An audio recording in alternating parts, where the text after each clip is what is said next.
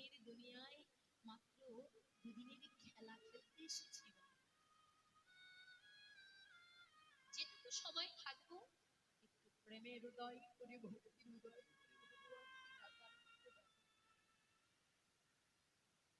গৌরহরি আমার কলির জীবিরে দাদে দাদে নাম প্রচার করছে আর বলছে, যদি পারো একেবারে কৃষ্ণ বলে কাঁদো,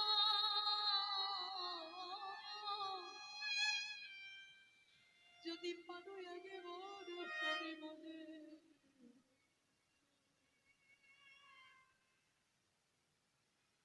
একবারে কেঁদে দেখো। কাদার আরেক নাম ভজন। যদি তুমি দুঃখটা নয়ন বাড়ি বরিশাল করে কাঁদতে পারো, ভগবান আর দূরে থাকতে পারে। বাবা, কোন ভক্ত যদি প্রেম ভক্তির উদয় করে দুঃখটা নয়ন বাড়ি বরিশাল করে কাঁদতে পারে, ভগবানকে দূরে থাকতে পারে গো। ভগবান যে ভক্তের ভক্তির কাছে বাধা, ভগবান যে ভক্তের ওই প্রেমের কাছে বাধা। ভগবান জীবকে ডেকে বললেন, একবারে কৃষ্ণ বলে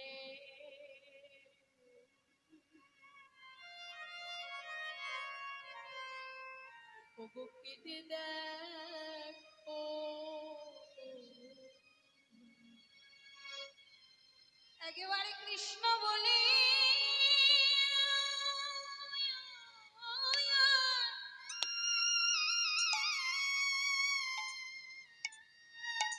একেবারে কেটে দেখো না,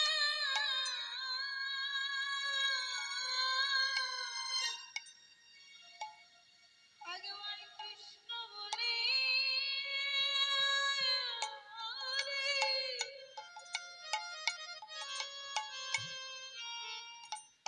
ওরে মনে কেড়ে দেখো না, এই কৃষ্ণ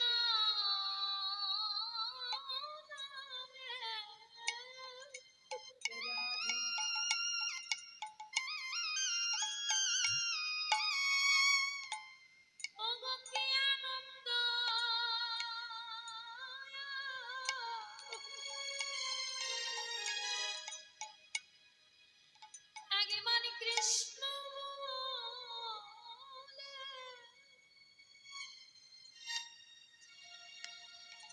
কেঁদে দেখো না, এই কৃষ্ণ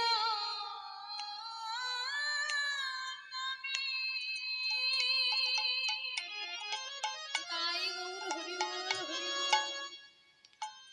ওরে কে আনন্দ,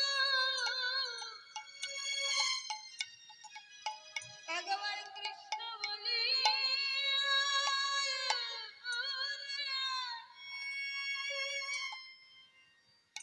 ওরে কেঁদে দেখো না,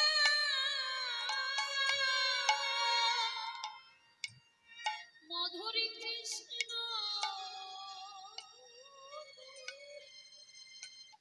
হরি বল। কি আনন্দ,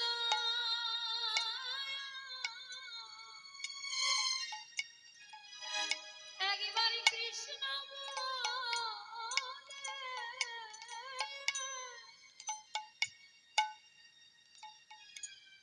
কেঁদে দেখো না, মধুর কৃষ্ণ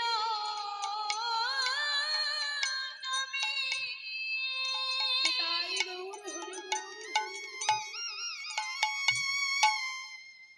হরে কি আনন্দ,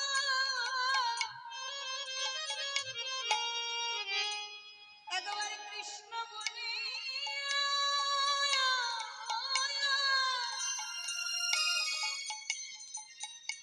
হরে কেনে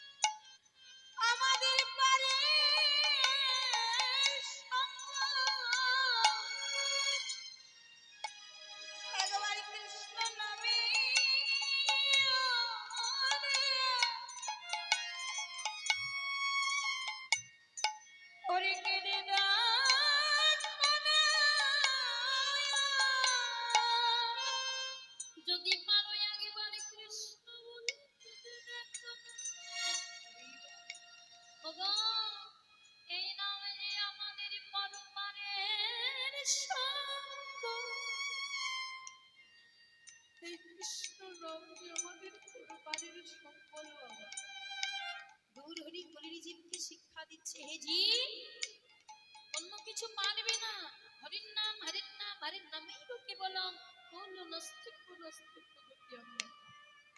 যদি একবার প্রেম ভক্তির উদয় করে একবার যদি কৃষ্ণ বলে কাদার থাকতে পারো, ভগবানের কৃপা লাভ করবে। শুধু হৃদয়ে প্রেমের উদয় করতে হবে, হৃদয়ে একটি ভক্তির উদয় করতে হবে। যার হৃদয়ে প্রেমের উদয় হয়েছে, যার হৃদয়ে ভক্তির উদয় হয়েছে, সেই তো পেয়েছে ভগবান। মনের মধ্যে আত্ম অহংকার নিয়ে বসে থাকলে হবে। ভগবান ভক্তের দুটি দিক সহ্য করতে পারে না বাবা, কি জানে? একটি হলো কোনো ভক্তের মনের অহংকার, আর একটি হলো কোনো ভক্তের লজ্জা।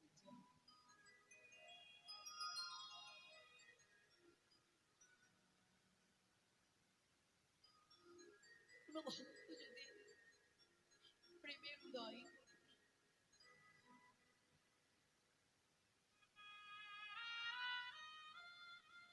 কোনো ভক্ত যদি ভক্তির উদয় করে সাধনার ঘরে বসে দুঃখটা নয়ন বাড়ি পরিশ্রম করতে পারে, ভক্তকে যেতে হয় না বাবা ভগবানের কাছে, ভগবান ছুটে চলে আসে।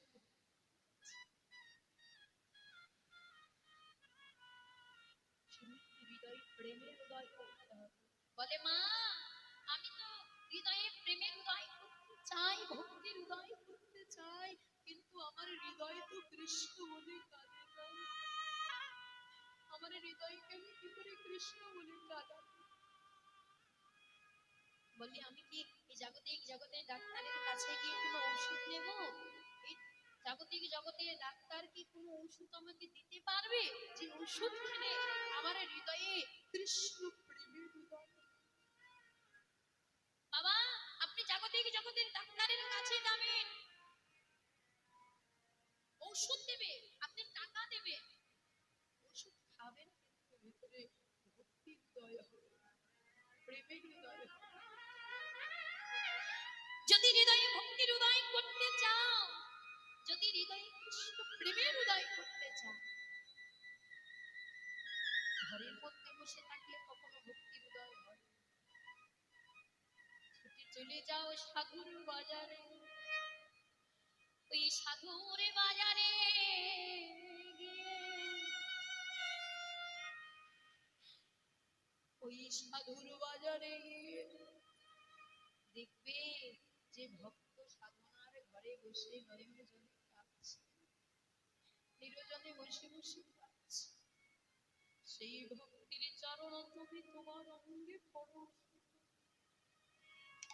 সেই ভক্ত পরশ মনের পরশ পেয়ে, সেই ভক্তির পরশ দেখবে তোমার ওই লোহাময় দেহটা পরশ মনের পরশে সোনায় পরিণত হতে পারে। বাবা লোহা যেমন পরশ মনির পরশে সোনা হয়েছে, ঠিক তেমনি তোমার ওই দেহটা লোহাময় দেহটা যদি ভক্ত পরশ করে পরশ করতে পারো, দেখবে ওই তোমার লোহাময় দেহটা একদিন পরশ মনির পরশ পেয়ে, ভক্ত পরশ মনির পরশ পেয়ে তোমার দেহটাও সোনায় পরিণত হতে পারে। ছুটে চলে যাও সেই সাধুর বাজারে, ওই সাধুর বাজারে গিয়ে দেখবে যে ভক্ত কৃষ্ণ বলে কাঁদে, তাকে তুমি তোমার হৃদয়ে জড়িয়ে ধরো, তার চরণ দুটি হৃদয়ে জড়িয়ে ধরে তুমি একবার কৃষ্ণ বলে দেখবে তোমার হৃদয়টাও কৃষ্ণ বলে কাঁদে, তোমার হৃদয়টাও হরি বলে কাঁদে। মনের মধ্যে অহংকার নিয়ে বসে থাকলে হবে বাবা। আমরা কলির জীব, বড় অহংকার করি, উঁচু মাথাটা নিচু করতে জানি না, উঁচু মাথাটা নিচু করতে জানি না। আমরা ভক্ত দেখলে ব্যঙ্গ করি, অহংকার করি, কিন্তু ওগো কিসের অহংকার?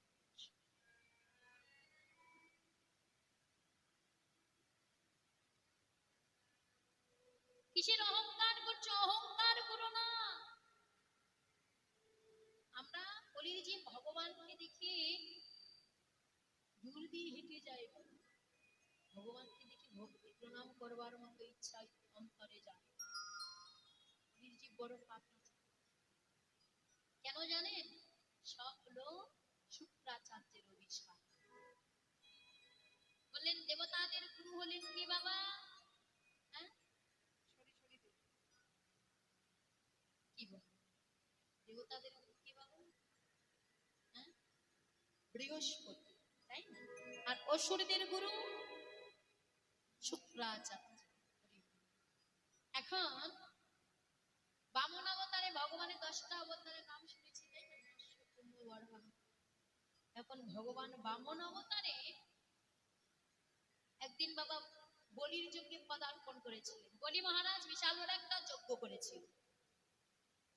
সেই যজ্ঞে যে যা দান চাইতো বলি মহারাজ তাকে সে দান দিত, তাকে সেটাই দিত। এখন ভগবান বামন অবতারে বলির যজ্ঞে পদার্পণ করলেন, বলিকে পরীক্ষা করবার জন্য। বলি দেখি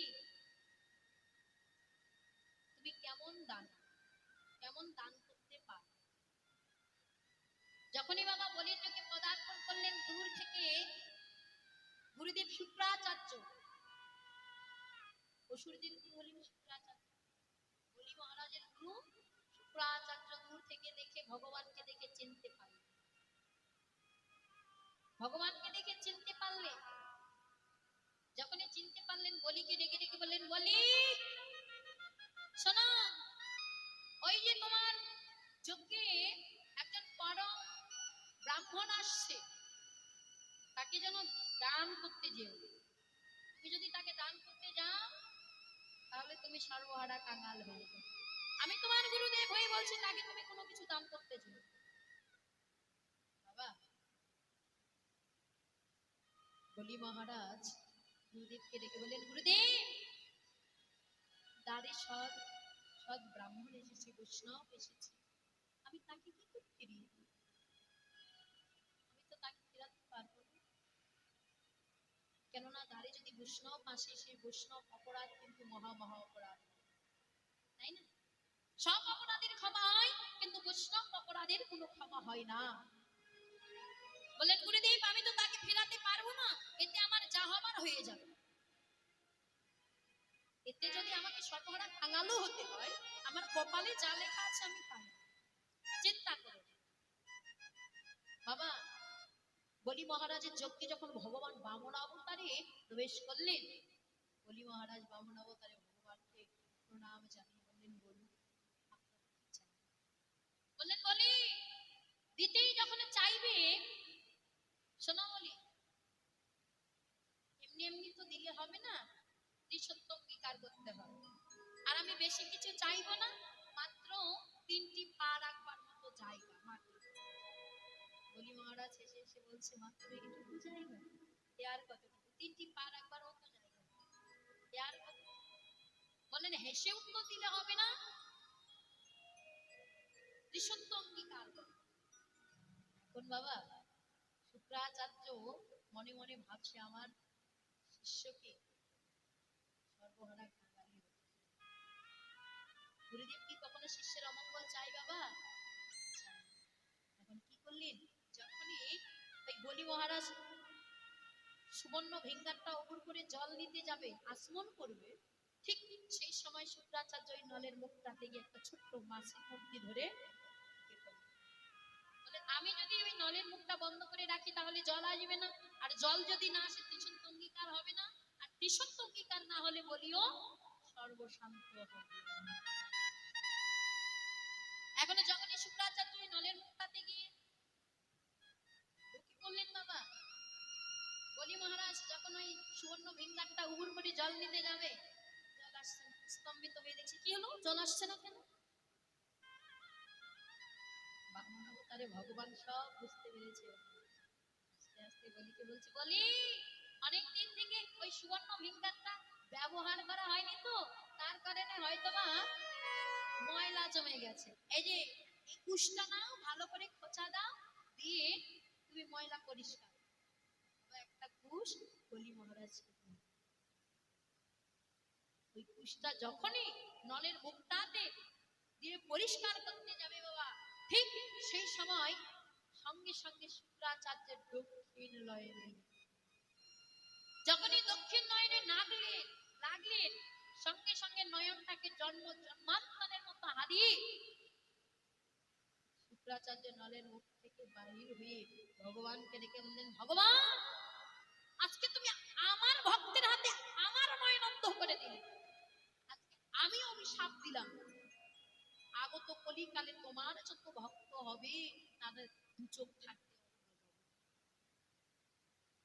সামনে দেখি তাদের অন্তরে ভক্তি করবার মতো ইচ্ছা জাগবে, তাদের হৃদয়ে ভক্তি করবার মতো ইচ্ছা জাগবে না। কি বাবা, তার থেকে কি আলাদা? ভগবানকে দেখে ভক্তি করবার মতো বাসনা করে যাবে, ভগবানকে দেখে দুটোটা নয়ন বাড়ি পরিশ্রম করারও ইচ্ছা জাগে। কিন্তু গৌরহরি আজকে কত বড় দয়ালু, কত বড় দয়াময়, আমাদের মতো কলিযুগে দাঁড়িয়ে এসে বলি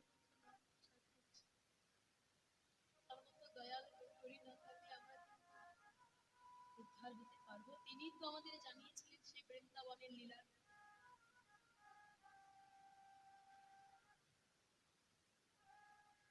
বললেন, যদি গৌর না আসিত কেমনে হইত, কেমনে ধরিতাম দেখ রাধার মহিমা প্রেম রস সীমা জগতে জন।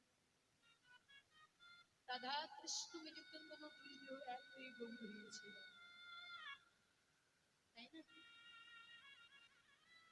জগাই মাদায়ের মতো ভক্ত যদি না থাকতো, গৌরাঙ্গ মহাপ্রভুর লীলার কথা বোঝানো যেত না, প্রেমের কথা বোঝানো।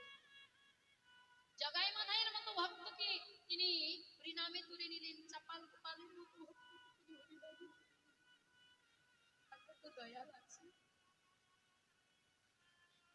গৌরহরি কলিযুগকে দেখে বললেন, হেদি অন্য কিছু পারবে না, যদি পারো একবারে কৃষ্ণ বলে দুঃখটা আমি যেমন হরিনামে কাঁদছি, তোমরাও যেতে পারো একবারে কৃষ্ণ নাম। কলিজীবের মাঝে প্রচার করে গেলেন। কলিজীব প্রভুকে ডেকে বললেন, তুমি যে আমাদের মতো কলির মতো পাপি পাপি জীবের মাঝে হরিনাম বিলাচ্ছ, ও প্রভু চেয়ে দেখো আমরা কি কেউ কখনো কৃষ্ণ বলে কাঁদে?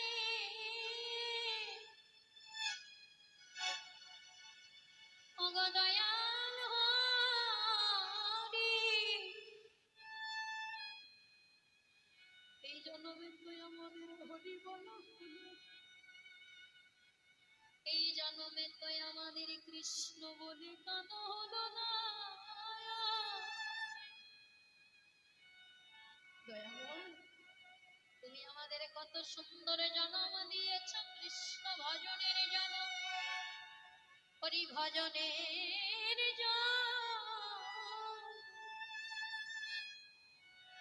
দয়াময় কৃষ্ণ বলার বদন দিয়েছ, হরি বলে কাঁদার দুটো নয়ন দিয়েছ,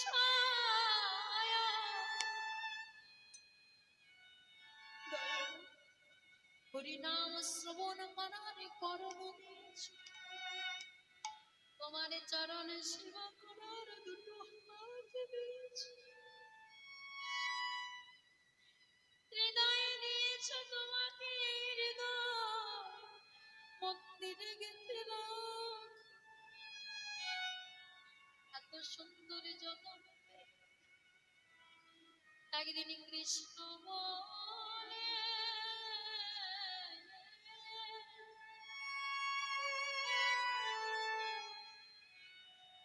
আমরা কাঁদিলাম না,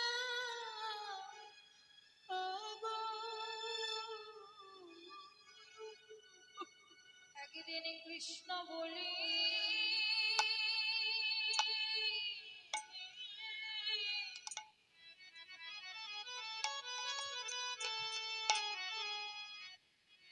ওরে কাজলা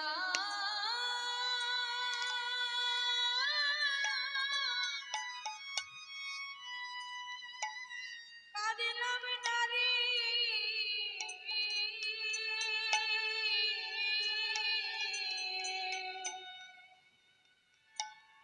একদিন কৃষ্ণ বলি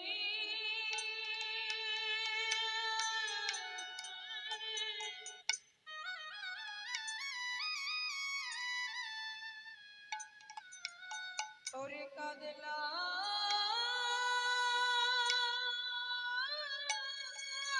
হরিবল হরিবল কাজলাম নারী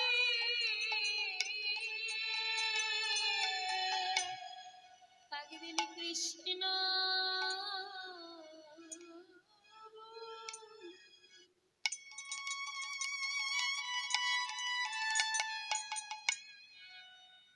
আমি কাঁদিলাম না গো।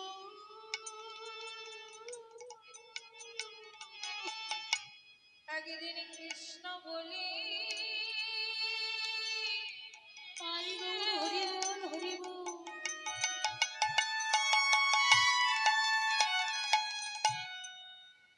আমি কাঁদিলাম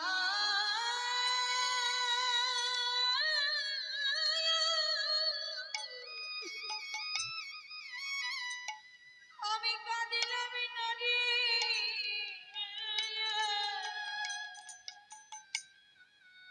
আমার স্বাধীন জন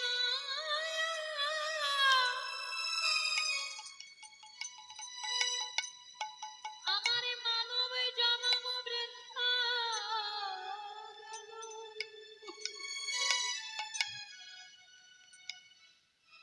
একদিন কৃষ্ণ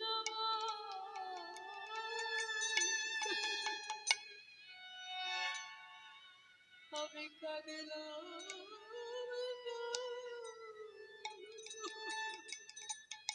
আমার স্বাধীন মানব জন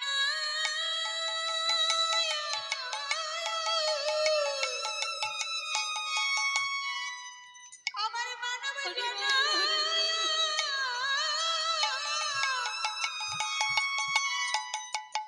আমার বিফলে গেল একদিন কৃষ্ণ বলে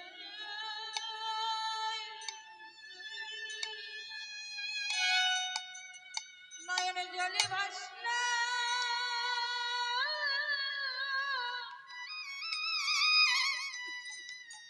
আমি ভাসলাম নারী বলো আমি আর কি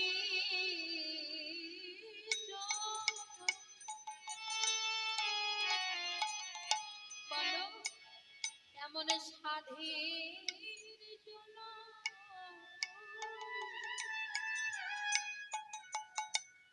আর পাবো কি এমন স্বাদের মানব জন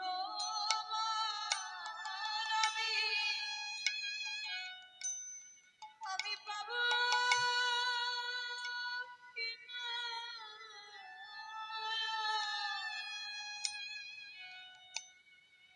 এমন মানব জন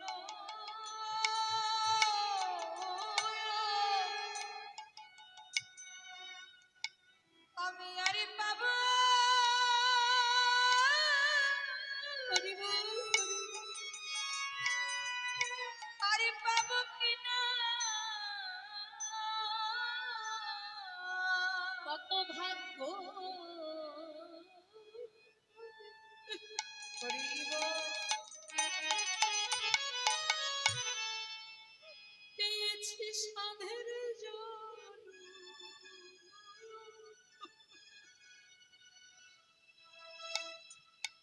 এমন মানব জন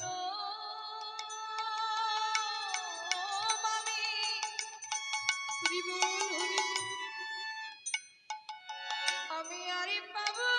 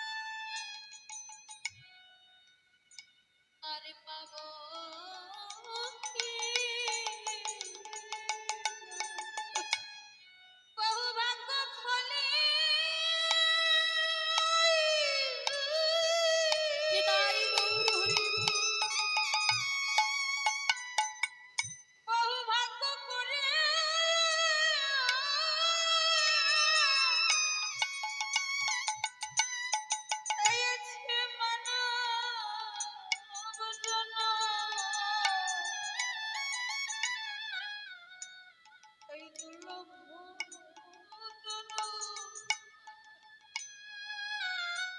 আরে পাবো হরিবল।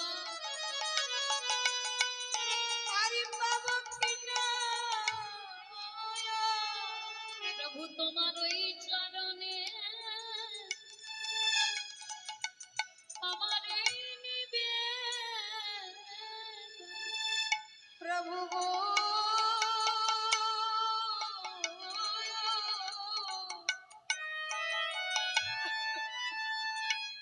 তোমার ওই চরণে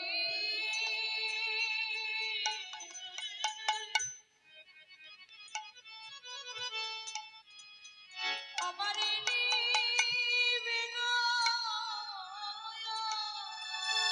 দয়াময়, এত সুন্দর জনম দিলেন, কৃষ্ণ ভজনের জনম দিলেন, হরি ভজনের জনম দিলেন, কিন্তু এমন স্বাদের মানব জনমকে হেলায় হেলায় ঘুরে ফিরে।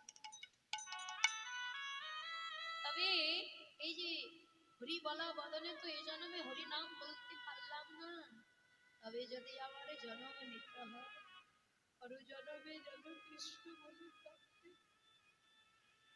হরি বলে কাঁদতে পারি। তুমি আমায় যে বলেই জন্ম দাও, তোমার ওই চরণে আমার এই নিবেদন। যে যেন ভক্ত হয় তাকে দুঃখ আঘাত জ্বালা যন্ত্রণা সব কিছু সহ্য করতে হয়। বলে নগো, যার ভিতরে অহংকারে পরিপূর্ণ তার ভিতরে আমার ভগবান থাকে। বাবা অহংকার কি করেছিল জানেন? ধৃতরাষ্ট্র অহংকার করেছিল বলে তার 100 পুত্র নির্মাণ হয়েছিল।